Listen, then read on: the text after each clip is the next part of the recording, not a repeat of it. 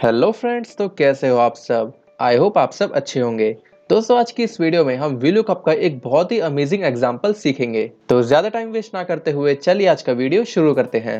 दोस्तों, आपने या फिर आपके फ्रेंड्स ने कई बार एक्सेल में इस तरह की प्रॉब्लम जरूर फेस की होगी, जिसमें आपको इस तरह की एक लिस्ट में से डिपार्टमेंट वाइज इन सभी नेम्स को अलग अलग कॉलम में लिखना होता है। जैसा कि आप यहाँ पर देख सकते हैं कि इस वाली लिस्ट में जो नेम HR डिपार्टमेंट में है, उन सभी नेम्स को HR डिपार्टमेंट वाले कॉलम के नीचे लिखा हुआ है, और जो नेम IT और सेल्स डिपार्टमेंट में है उन्हें IT और सेल्स डिपार्टमेंट के नीचे लिखा हुआ है। दोस्तों, अगर आपके पास एक्सेल का लेटेस्ट वर्जन है या फिर आपके पास ऑफिस 365 है, तो उसमें आपको फिल्टर नाम का एक फंक्शन मिलेगा, जिसकी हेल्प से आप इस तरह की प्रॉब्लम्स को चुटकियों में सॉल्व कर सकते हैं। लेकिन अगर आपके पास एक्सेल का एक लेटेस्ट वर्जन नहीं है और आप एक्सेल के ओल्ड वर्जन्स में काम करते हैं, तो उनके लिए भी एक ऑल्टरनेट सॉल्यूशन मैंने इसी वीडियो में दिया है। इसके लिए आपको इस वीडियो को एंड तक जरूर देखना है। तो चलिए मैं सबसे पहले एक्सेल के लेटेस्ट वर्जन वालों के लिए इस प्रॉब्लम का सॉल्यूशन बताता हूँ। दोस्तों, अगर आपके एक्सेल में फिल्टर नाम का फंक्शन है, तो यहाँ पर आप टाइप कीजिए इक्वल्स टू फिल्टर ब्रैकेट। अब यहाँ पर एरे में आपको उस लिस्ट को सिलेक्ट करना है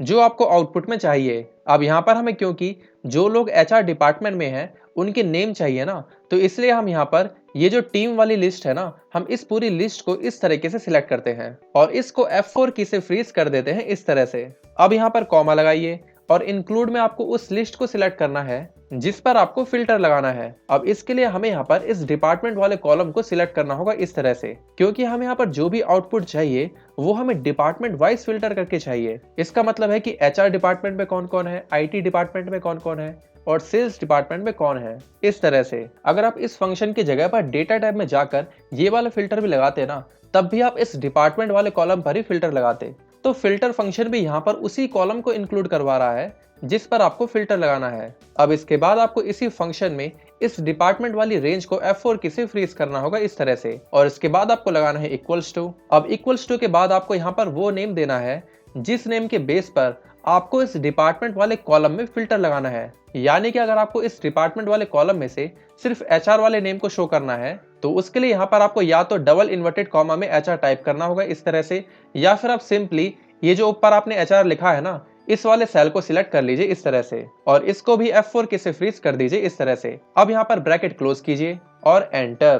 तो आप देख सकते हैं कि इस टेबल में जो नेम HR डिपार्टमेंट में है वो सभी नेम यहाँ पर फिल्टर होकर आ चुके हैं। अब आपको इसी फंक्शन को इन दोनों सेल्स में भी कॉपी कर देना है इस तरह से, और इसमें एक छोटा सा एडिट करना है। बस यहाँ पर आपने इस इक्वल्स टू के बाद इस HR वाले सेल को सिलेक्ट किया है ना, बस आपको इसको हटाकर इस IT वाले सेल को सिलेक्ट करना है और इसे भी F4 की से फ्रीज कर देना है और एंटर। इसी तरह से यहाँ पर सेल्स के लिए इस HR वाले सेल रेफरेंस को डिलीट करके इस सेल्स वाले सेल को सिलेक्ट कीजिए और इसको फ्रीज कर दीजिए और एंटर। तो आप देख सकते हैं कि हमने कितना इजीली इन सभी नेम्स को फिल्टर करके यहाँ पर निकाल लिया। आई होप आपको फिल्टर फंक्शन की हेल्प से अलग अलग डिपार्टमेंट वाइज नेम्स को फिल्टर करना आया होगा। तो चलिए अब मैं आपको इसका एक ऑल्टरनेट सॉल्यूशन बताता हूँ, जो उन लोगों के लिए है जो अभी भी एक्सेल के ओल्ड वर्जन्स यूज करते हैं और जिनके एक्सेल में फिल्टर फंक्शन नहीं है। मैं आपको इसे यहाँ पर अप्लाई करके दिखाऊंगा, तो इसलिए मैं सबसे पहले इस डेटा को यहाँ से क्लियर करता हूँ। अब इस मेथड में आपको सबसे पहले कुछ हेल्पर कॉलम बनाने होंगे। सबसे पहले मैं यहाँ पर एक अकरेंस वाला कॉलम क्रिएट करता हूँ इस तरह से। अब यहाँ पर सबसे पहले हमें डिपार्टमेंट वाले कॉलम में ये जितने भी डिपार्टमेंट के नेम्स हैं उन सभी की अकरेंस निकालनी होगी, यानी कि कोई नेम कितनी बार कहाँ पर आ रहा है उसका हमें काउंट निकालना होगा। अब काउंट इफ फंक्शन की हेल्प से डुप्लीकेट फाइंड करने की ट्रिक मैंने आपको अपनी फाइंड डुप्लीकेट एंट्रीज वाली वीडियो में बहुत ही डिटेल में बता रखा है। अगर आपने वो वीडियो नहीं देखी है तो इस फॉर्मूले को समझने के लिए आप उस वीडियो को एक बार जरूर देखिएगा। इस फॉर्मूले का कॉन्सेप्ट मैंने उस वीडियो में बहुत ही डिटेल में बता रखा है। उस वीडियो का लिंक आपको इस वीडियो के डिस्क्रिप्शन में, ऊपर आई बटन में और वीडियो के एंड स्क्रीन में भी मिल जाएगा। अब मैं फटाफट से यहाँ पर वही फॉर्मूला लगाकर इन डिपार्टमेंट्स का अकरेंस फाइंड कर लेता हूँ। Equals to count if bracket. अब यहाँ पर H2 से लेकर H2 रेंज को ही सिलेक्ट कीजिए और इस वाले H2 को फ्रीज कर दीजिए इस तरह से। अब यहाँ पर कॉमा लगाइए और फिर से इसी HR डिपार्टमेंट वाले H2 सेल को सिलेक्ट कीजिए इस तरह से, ब्रैकेट क्लोज और एंटर। अब इसी फॉर्मूले को यहाँ नीचे तक कंट्रोल D शॉर्टकट की से फिल डाउन करके कॉपी कर दीजिए इस तरह से। तो आप देख सकते हैं कि अब हमने इन सभी डिपार्टमेंट्स के अकरेंस फाइंड कर लिए हैं। जैसे कि यहाँ पर HR डिपार्टमेंट सबसे पहली बार आया है तो उसके सामने 1 लिखा आया है। अब यहाँ पर जैसे ही HR डिपार्टमेंट दूसरी बार आया है तो इसके सामने 2 लिखा है, और जब ये तीसरी बार आया है तो इसके सामने 3 लिखा आया है, एंड सो ऑन। और इसी तरह से सेम अक्रेंस आप IT department and sales department के लिए भी देख सकते हैं। अब इसके बाद आपको यहाँ पर एक और हेल्पर कॉलम बनाना है, जिसका नाम हम हेल्पर ही रख देते हैं। अब इस हेल्पर कॉलम में आपको इस अक्रेंस वाले कॉलम और डिपार्टमेंट वाले कॉलम को कंबाइन करके लिखना है, यानी कि आपको इन्हें कॉन्कैटिनेट करना है। इनको कंबाइन आप सिंपली एम्परसेंड या फिर एंड वाला जो सिंबल होता है उससे आप कर सकते हैं। इसके लिए मैं यहाँ पर टाइप करता हूँ इक्वल्स टू, सबसे पहले इस अक्रेंस वाले सेल को सिलेक्ट कीजिए, एम्परसेंड लगाइए और फिर इस डिपार्टमेंट वाले सेल को सिलेक्ट कीजिए इस तरह से, और यहाँ पर एंटर कर दीजिए। तो आप देख सकते हैं कि ये 1 और HR एक साथ कंबाइन हो चुके हैं। अब आपको इसी फॉर्मूले को यहाँ नीचे तक इन सभी के लिए अप्लाई कर देना है इस तरह से। अब आप यहाँ पर हेल्पर कॉलम में देख सकते हैं कि ये जितने भी नेम्स हैं ये सभी नेम यूनिक है। हमने यहाँ पर ऐसा इसलिए किया क्योंकि जब हम VLOOKUP फंक्शन लगाएंगे तो मान लीजिए अगर हमें HR डिपार्टमेंट के टीम मेंबर्स का नेम चाहिए होगा, तो यहाँ पर जितनी बार भी HR आएगा हमें उन सभी के नेम चाहिए होंगे, जैसे कि 1HR, 2HR, 3HR and so on. लेकिन यही काम अगर हम इस बिना हेल्पर कॉलम के करते तो VLOOKUP फंक्शन यहाँ पर काम नहीं करता, क्योंकि मान लीजिए अगर हम VLOOKUP फंक्शन सिर्फ इस डिपार्टमेंट वाले कॉलम के बेस पर ही लगाते ना, तो यहाँ पर आप देख सकते हैं कि एक ही डिपार्टमेंट का नेम कई बार रिपीट हो रहा है। VLOOKUP फंक्शन उसी सबसे पहले वाले डिपार्टमेंट के बेस पर हमें उसके टीम मेंबर का नाम लाकर देता, तब उस टाइम ये जो दूसरी बार या फिर तीसरी बार HR आया है उसके टीम मेंबर का नाम VLOOKUP फंक्शन नहीं ला पाता। सिर्फ इसीलिए हमें यहाँ पर इस हेल्पर कॉलम की हेल्प लेनी पड़ी, क्योंकि दोस्तों VLOOKUP फंक्शन की ये एक कमी है कि आप उसके लुकअप वैल्यू में जो भी नेम देंगे, अगर वो आपकी टेबल के लेफ्ट मोस्ट कॉलम में रिपीट हो रहा है तो उस कंडीशन में VLOOKUP फंक्शन ठीक से वर्क नहीं करता। आई होप आपको ये दोनों हेल्पर कॉलम बनाने के पीछे का लॉजिक समझ आया होगा। तो चलिए अब हम यहाँ पर टाइप करते हैं इक्वल्स टू VLOOKUP ब्रैकेट। अब यहाँ पर लुकअप वैल्यू में आपको ध्यान देना होगा कि मैं किस तरह से लुकअप वैल्यू टाइप करूंगा।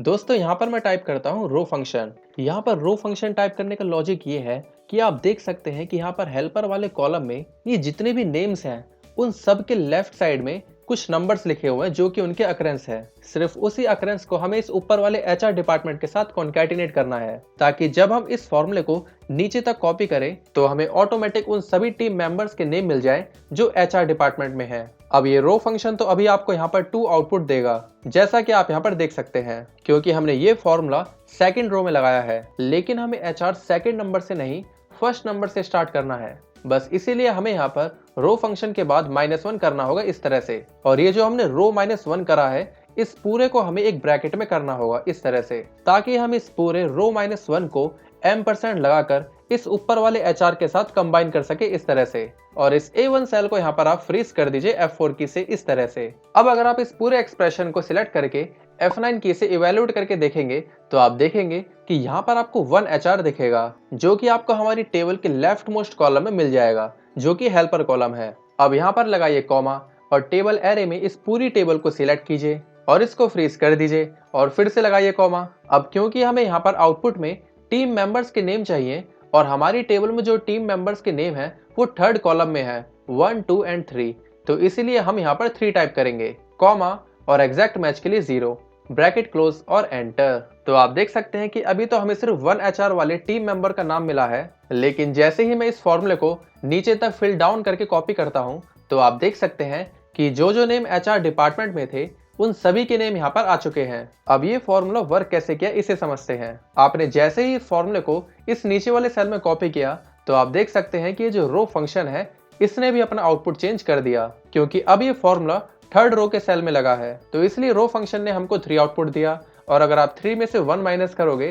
तो 2 आएगा, और उस 2 को अगर आप इस ऊपर वाले HR के साथ कॉन्कैटिनेट करोगे तो आपको यहाँ पर 2 HR लिखा हुआ मिलेगा। और इसी वजह से VLOOKUP फंक्शन ने ये जो 2 HR के सामने जो भी नेम लिखा है ना उसी टीम मेंबर का नाम आउटपुट में दिया। अब यहाँ पर A9 सेल से एरर आना सिर्फ इसीलिए स्टार्ट हुआ है क्योंकि जैसे ही फॉर्मूला यहाँ पर आया यहाँ से आपको 8 HR, 9 HR, 10 HR इस तरह से आने स्टार्ट हुए, लेकिन आप देख सकते हैं कि हमारी टेबल में तो सिर्फ 7 HR तक ही है और VLOOKUP को इसके आगे के HR मिले ही नहीं, इसलिए VLOOKUP फंक्शन ने यहाँ पर एरर दिया। अब इन एरर्स को हाइड करने के लिए आप सिंपली इफ एरर फंक्शन का यूज कर सकते हैं। मैं यहाँ पर इसी फॉर्मूले में यहाँ पर सबसे लेफ्ट में टाइप करता हूँ इफ एरर ब्रैकेट, और इस फॉर्मूले के एंड में कॉमा लगाकर सिंपली 2 बार डबल इन्वर्टेड कॉमा टाइप करता हूँ इस तरह से। अब मैं यहाँ पर ब्रैकेट क्लोज करता हूँ और एंटर, और इस फॉर्मूले को यहाँ नीचे तक इन सभी के लिए कॉपी कर देता हूँ इस तरह से, तो आप देख सकते हैं अभी एरर भी हट गया। अब यहाँ पर आईटी डिपार्टमेंट और सेल्स डिपार्टमेंट के लिए भी इस फॉर्मूले को कॉपी कर लेते हैं इस तरह से। बस यहाँ पर एक छोटा सा चेंज करना है कि लुकअप वैल्यू में जहां पर हमने पहले एचआर सिलेक्ट किया था उसकी जगह पर हमें आईटी सिलेक्ट करना है और एंटर। इसी तरह से सेल्स डिपार्टमेंट के लिए हमने जहां पर एचआर सिलेक्ट किया था बस उसकी जगह पर हमको सेल्स सिलेक्ट करना है इस तरह से और एंटर।